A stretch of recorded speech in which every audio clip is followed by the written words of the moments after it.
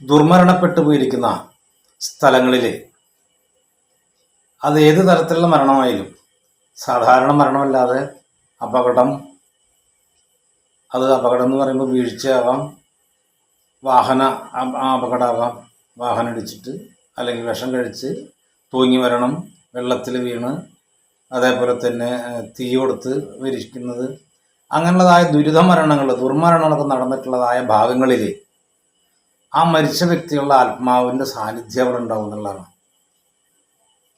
പല ആളുകളും അതേപോലെ തന്നെ അവിടുന്ന് ഓരോ സ്ഥലത്തു നിന്നൊക്കെ ഇതേപോലെ മരണം സംഭവിച്ചിരിക്കുന്ന ആ ദിക്കിൽ നിന്ന് ഭയപ്പെട്ടിട്ട് ചിലതൊക്കെ നമുക്ക് അത് കർമ്മങ്ങൾ ചെയ്ത് മാറ്റാനായിട്ട് കഴിയും, ചിലത് കർമ്മം ചെയ്താലും വിട്ടുപോകില്ല. അപ്പം ആ മരണപ്പെട്ടു പോയിട്ടുള്ളതായ ദിക്കിൽ അവരുടെ സാന്നിധ്യം ഉണ്ടെങ്കിൽ അത് വളരെയധികം കഷ്ടങ്ങളാണ്. വേദമന്ത്ര യൂട്യൂബ് ചാനലിലേക്ക് എല്ലാ മാന്യപ്രേക്ഷകർക്ക് സ്വാഗതം. ഞാൻ സത്യൻ മുളയംകുടത്ത്. ഇതുപോലെ ഒരുപാട് ആളുകളുടെ ദുരിതങ്ങളായിട്ട് മരണപ്പെട്ടു പോയിട്ട് അവിടുന്ന് ഭയന്നിട്ട് ആ ദൃഷ്ടിബാധയോടുകൂടി വളരെയധികം വേദനാജനകമായിട്ടുള്ളതായ ജീവിതം നയിക്കുന്നത്, ശാരീരികമായിട്ടും മാനസികമായിട്ടും വളരെ കഷ്ടങ്ങൾ, വീട്ടിൽ സമാധാനം ഉണ്ടാവില്ല, അല്ലെങ്കിൽ രോഗം ഉണ്ടാകുക, ശരീരത്തിൽ വേണ്ടുന്നതായ ബുദ്ധിമുട്ടുകൾ, ഏത് സന്തോഷകരമായിട്ടുള്ളൊരു ജീവിതം അവിടെ ഇല്ല തന്നെയല്ല, ഏത് സമയം അതൊരു മരിച്ച വീട് പോലുള്ള അവസ്ഥകൾ. ഈ വ്യക്തി ആരോടും സംസാരിക്കില്ല, പ്രാർത്ഥിക്കില്ല, ദൈവത്തിന് വണങ്ങില്ല, പാട്ട് കേൾക്കില്ല, ആളൊറ്റയ്ക്ക് അങ്ങനെ ലോകത്തായിരിക്കും വ്യക്തി. അല്ലെങ്കിൽ ആ സമയങ്ങളിലൊക്കെ അത് രാത്രിയാവാം പകലാവാം ഇദ്ദേഹം ഭയന്നിട്ടുള്ളത്, അല്ലെങ്കിൽ ആ വ്യക്തി മരിച്ചിട്ടുള്ളത്. ആ സമയങ്ങളിലൊക്കെ അദ്ദേഹത്തിൻ്റെ മനസ്സ് അവിടേക്ക് എത്തണം എന്നുള്ളൊരു വെമ്പല് അദ്ദേഹത്തിൻ്റെ മനസ്സിലുണ്ടായിരിക്കും. അല്ലെങ്കിൽ ആ പേടിച്ചിട്ടുള്ള അതിൽ കൃത്യമായിട്ട് ആ സാന്നിധ്യം ഇവിടേക്ക് എത്തുന്ന ഒരു അവസ്ഥ ഉണ്ടാകും. അങ്ങനെ വരുമ്പോൾ ആ കുടുംബത്തിൽ പല ദുരിതങ്ങളുണ്ടാകുക, അവിടുത്തെ ദൈവങ്ങൾക്ക് വരെ. കാരണം ഒരു ദൈവത്തിനേക്കാളും ദൈവത്തിനെ കൃത്യമായിട്ട് ആചരിക്കുന്നുണ്ട് വെച്ചെങ്കിൽ നല്ല ദൈവിക ശക്തി നിലനിൽക്കുന്നുണ്ടായിരിക്കും.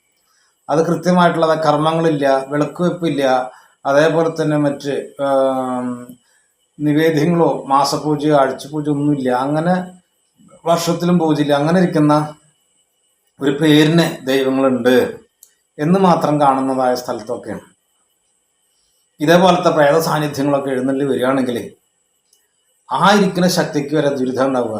ഏത് ദൈവം ഉണ്ടെന്ന് പറയുന്നില്ല, കുടിവെച്ച് ആരാധിക്കുന്നു പറഞ്ഞാൽ എവിടെയും കുടിവെച്ചിട്ടുണ്ടെങ്കിൽ അതിന് കൃത്യമായിട്ട് നമ്മൾ ആചരിക്കണം. ആചരിക്കുമ്പോൾ അവന് ശക്തി, ചൈതന്യം, പവറൊക്കെ ഉണ്ടാവുള്ളൂ. നമ്മളൊരു ഗുണ്ടനെ കൊണ്ട് നിർത്തി നല്ല തടിമാടനൊക്കെ അത് വെറുതെ നിർത്തിക്കൊണ്ട് കാര്യമില്ല, അദ്ദേഹത്തിന് കൃത്യമായിട്ടുള്ള ഭക്ഷണം കൊടുക്കണം.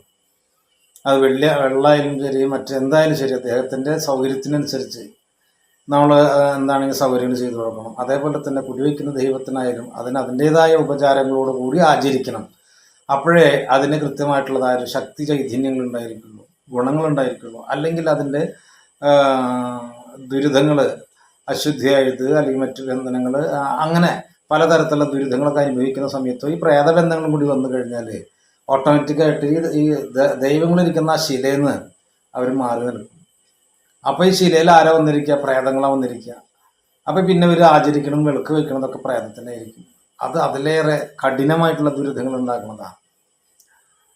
അപ്പം അത്തരം സ്ഥലങ്ങളിൽ നിന്നൊക്കെ ഭയപ്പെട്ട് കഴിഞ്ഞാൽ ചിലതൊക്കെ എന്ന് പറഞ്ഞാൽ ആളെ നോക്കാതിരിക്കുക നല്ലത്. ചിലതൊക്കെ കുറേ കർമ്മം ചെയ്ത് കഴിഞ്ഞാൽ വിട്ടുമാറും, എന്നാലും പെട്ടെന്ന് മനസ്സിലാവില്ല. അതേപോലെ തന്നെ ഒരു വ്യക്തി ഒരു മരണപ്പെട്ടു എന്ന് പറയാം, ആ മരണപ്പെട്ട ദിക്കിൽ ഇതേപോലെ ചുറ്റിക്കറങ്ങി നിൽക്കുന്നതായ പ്രേതാത്മാക്കളുടെ സാന്നിധ്യങ്ങളുണ്ടെങ്കിൽ ഇദ്ദേഹം മരിച്ച ആ സമയത്ത് തന്നെ അല്ലെങ്കിൽ അതോടുകൂടിയിട്ട് ഇവിടെ നിൽക്കുന്ന പ്രേതങ്ങളൊക്കെ അതോടുകൂടിയിട്ടാണ് അവർ വരിക. അപ്പോൾ നമ്മളാളുകൾ, മനുഷ്യന്മാർ ജീവിച്ചിരിക്കുമ്പോൾ വളരെയധികം വിരോധികളും വഴക്കാളികളും ഒക്കെ വളരെയധികം ശത്രുത വെച്ച് പെരുമാറുന്നവരൊക്കെയായിരിക്കാം. മരണപ്പെട്ട് കഴിഞ്ഞാൽ പ്രേതാത്മാക്കൾക്ക് വൈരാഗ്യമൊന്നും ഇല്ല എന്ന് പറയാം, അവരെ കൊന്നാ. അപ്പം അതുകൊണ്ട് തന്നെ ഏറ്റവും വലിയ പ്രേത സാന്നിധ്യം ആർക്കാണ് ഏറ്റവും കൂടുതൽ ദുരിതമായിട്ടുള്ള രക്ഷസ് അല്ലെങ്കിൽ യക്ഷി എന്നൊക്കെ പറയുന്ന ഇതുണ്ടാവുക, അതിനോടുകൂടി ബന്ധപ്പെട്ടിട്ടായിരിക്കും മറ്റ് പ്രേതങ്ങളൊക്കെ ഉണ്ടാവുക. പൊതുവെ അവർ തട്ടകത്ത് ദേവി ക്ഷേത്രത്തിനോടുകൂടി ബന്ധം ഉണ്ടാവുക, കുടുംബക്ഷേത്രം ഇല്ലെങ്കിൽ. അപ്പം അങ്ങനെ ആ ദേവീക്ഷേത്രമായിട്ട് ബന്ധപ്പെട്ടിട്ടായാലും ശരി, നമ്മുടെ കുടുംബത്തിലുള്ള ദൈവങ്ങളുടെ വല്ല സാന്നിധ്യം അതിലേക്ക് വരിക അവർ. അപ്പോൾ അവരും വരും, മറ്റ് പുറത്തുനിന്ന് വരുന്നതാകുമ്പോൾ ഈ ഇരിക്കുന്ന ദൈവങ്ങളുടെ ശക്തി പൂർണ്ണമായിട്ടും വിട്ടുപോകുന്നതായിരിക്കും. അപ്പം അങ്ങനെ അവിടെ അവർ പറഞ്ഞിട്ടും കാര്യമില്ല, വിളിച്ചിട്ടും കാര്യമില്ല. നമ്മുടെ ഒരു സങ്കടം പറയാനായിട്ട് നമ്മുടെ ദൈവങ്ങളെ എടുത്ത് കൈത്തൊഴുതാൽ നമുക്കതുകൊണ്ട് ഗുണമല്ല, ദോഷം ഉണ്ടാവണത്. അങ്ങനെ ഉണ്ടാവുമ്പോൾ വീണ്ടും അനർത്ഥങ്ങൾ വരുന്നു. അപ്പോൾ ആ അനർത്ഥം എന്താണെന്നുള്ളത് നോക്കില്ല. കാരണം നമ്മളിങ്ങനെയൊക്കെ ചെയ്തിട്ട് നമുക്ക് അതിൻ്റെ ദുരിതമല്ല വരണത്. ഇനി അവർ വേണ്ട, അവർക്ക് ഇനി വെളുക്കുവെപ്പ് ഒന്നുമില്ല, അങ്ങനെ പറഞ്ഞ് ഒഴിവാകുന്നവരുണ്ട്. ഇനി വെളുക്കുവെപ്പും വേണ്ട, ഒന്നും വേണ്ട. ഇത്രയും കഷ്ടങ്ങളൊക്കെ ചെയ്ത് ത്യാഗങ്ങളൊക്കെ ചെയ്തിട്ട് അവരെ കുടിയിരുത്തുമ്പോൾ അവർക്ക് എന്താ നമ്മളെ സംരക്ഷിക്കാനുള്ളൊരു കഴിവില്ലേ എന്ന് വിചാരിക്കുക. പക്ഷെ അത് പോസിറ്റീവായിട്ട് ചിന്തിക്കുകയാണെങ്കിൽ, അതിൻ്റെ ഓപ്പോസിറ്റായിട്ട് ചിന്തിക്കുകയാണെങ്കിൽ, അവരുള്ളത് കൊണ്ടാണ് കൂടുതൽ ദുരിതമില്ലാതെ കിട്ടിയിട്ടുള്ളത്. അല്ലെങ്കിൽ ഇതെല്ലാം മരണമായിരിക്കും, അല്ലെങ്കിൽ അതിന് ഒരു വഴി അവിടെ കാണിച്ചു കൊടുത്തിട്ടുണ്ടായിരിക്കും. അത് തന്നെയാണ് ദൈവിക ശക്തി. അപ്പോൾ നമ്മൾ പൈശാചിക ശക്തിനെ നമ്മൾ മുന്നേറണമെങ്കിൽ നമുക്ക് ദൈവിക ശക്തി വേണം. ആ ദൈവിക ശക്തി ഉണ്ടാവണമെങ്കിൽ നമ്മൾ വെച്ച് ആരാധിക്കുന്നതായ ദൈവങ്ങളുടെ പ്രത്യേകിച്ച് തുണ, അല്ലെങ്കിൽ അവർക്ക് വേണ്ട കള്ളിയും കർമ്മങ്ങൾ കൃത്യമായിട്ട് കൊടുത്തുകൊണ്ടിരിക്കണം. അപ്പോഴാണ് നമുക്ക് സംരക്ഷണം നൽകേണ്ടവർക്ക് രക്ഷിക്കാനായിട്ട്, അല്ലെങ്കിൽ നമ്മളെ സംരക്ഷിക്കാനായിട്ട് കഴിയുള്ളൂ. അപ്പം അങ്ങനെ ഒരുപാട് സ്ഥലത്ത് ഒരുപാട് ആളുകളുണ്ട് അങ്ങനെ പേടിച്ചിട്ട്. അത് രാത്രി സമയത്താവാം, 7:30 വെളുപ്പിനെ, നട്ടുച്ച നേരത്ത്, നടുകൊണ്ട പാതിരയ്ക്ക്, ഇവിടെയൊക്കെയാണ് അവർ ഇറങ്ങുന്ന ഓരോ സമയങ്ങൾ. അപ്പോൾ ഈ സമയങ്ങളൊക്കെ ആയിക്കഴിഞ്ഞാൽ സന്ധ്യയ്ക്കോ അല്ലെങ്കിൽ നട്ടുച്ചയ്ക്കോ ഒക്കെ അയച്ചെങ്കിൽ വീട്ടിലെ ആളുകളൊക്കെ ഉണ്ട്, അച്ഛമ്മയോ ചാച്ചനൊക്കെ ഉണ്ട് വെച്ചാൽ ഭയങ്കരമായിട്ട് വിഷമമൊക്കെ പറഞ്ഞിട്ട് അവരകത്തേക്ക് വേഗം കയറി വരും എന്ന് പറഞ്ഞിട്ട്. കാരണം ആ സമയങ്ങളിൽ അവരൊക്കെ കറങ്ങുന്ന ഒരു സമയമാണ്. അപ്പോൾ അവർക്ക് അവരുടേതായ സമയത്ത് അവർ പുറത്തിറങ്ങും. അപ്പോൾ അതിൽ ഇതേപോലെ തന്നെ യോഗം ഉള്ളവനെ, അല്ലെങ്കിൽ സമയം നല്ലതല്ല, ഈശ്വരാധീനില്ല, 7:30 ശനിയോ കണ്ടകശനിയോ മറ്റുള്ളതൊക്കെയാണ്, അങ്ങനെയൊക്കെ വരുമ്പോൾ അവർക്ക് പെട്ടെന്ന് ഇതിൻ്റെ ഉപദ്രവങ്ങൾ അല്ലെങ്കിൽ ബാധകൾ വരാനായിട്ട് സാധ്യതയുണ്ടാവും. അപ്പോൾ ഈ ബാധ വരുമ്പോൾ എന്ന് പറഞ്ഞാൽ എന്താ, പെട്ടെന്ന് നമ്മൾ എന്തെങ്കിലും കണ്ട് ഞെട്ടുകയോ അല്ലെങ്കിൽ ആന്തൽ വന്നു കഴിഞ്ഞാൽ ആ സംഭവം നമ്മളോടുകൂടി ഉണ്ടായിരിക്കും. അപ്പം ഇത്രയും കാര്യങ്ങളാണ്. അപ്പോൾ ഇത് വന്നു കഴിഞ്ഞാൽ അതേപോലെ തന്നെ വളരെയധികം ക്ഷീണം എന്ന് പറഞ്ഞാൽ വളരെയധികം ക്ഷീണം ഉണ്ടാകുക. അതേപോലെ തന്നെ നല്ല വയറുവേദന, ഇരിക്കാനും നിൽക്കാനും പറ്റില്ല. അപ്പം അങ്ങനെ ഒരുപാട് ദുരിതങ്ങളാണ് ഈ ദുരിതമരണം ഉണ്ടായിട്ടുള്ള സ്ഥലത്ത് നിന്ന്. അപ്പോൾ അതുപോലെ തന്നെ ഈ കർമ്മങ്ങൾ ചെയ്തിട്ട് ഈ മരണങ്ങളൊക്കെ കഴിഞ്ഞിട്ടുള്ളതിനെ പ്രേത ദുരിതങ്ങളൊക്കെ കഴിയാനായിട്ട് തിലഹോമം ക്ഷേത്രപിണ്ഡം ഒക്കെ ഉള്ള ആ ചെയ്യുന്ന ക്ഷേത്രത്തിലോ അല്ലെങ്കിൽ അങ്ങനെ ആ ഭാഗത്തൊക്കെ നോക്കിക്കഴിഞ്ഞാൽ ഇവരുടെ സാന്നിധ്യങ്ങൾ അവിടെ ഉണ്ടാകും. കർമ്മം ചെയ്തിട്ടില്ല, ചിലവർ പറയും അവിടെ വെച്ച് പോകുന്ന ഇരുത്തിയിട്ടുണ്ടെന്ന് പറയും. ഒരാളും ഇരുത്തില്ല, ഇരിക്കേണ്ട വിഷയമല്ല അത്. അപ്പം അവരുടെ ദുരിതങ്ങളൊക്കെ കഴിച്ചു കഴിഞ്ഞാൽ അവരുടെ ആത്മാവ് ഭഗവാങ്കിലേക്ക് തന്നെ വിട്ടുപോകും. അതാണ് നമ്മൾ ഉദ്ദേശിക്കുന്നതും. അപ്പം അവരുടെ സാന്നിധ്യം ഈ സ്ഥലത്തുണ്ടാകും. അതേപോലെ തന്നെയാണ് ഈ പറഞ്ഞ പോലെ ഈ മരണപ്പെട്ടു പോയിട്ടുള്ളതായ ദിക്കിൽ അവരുടെ സാന്നിധ്യം ഉണ്ടാകും.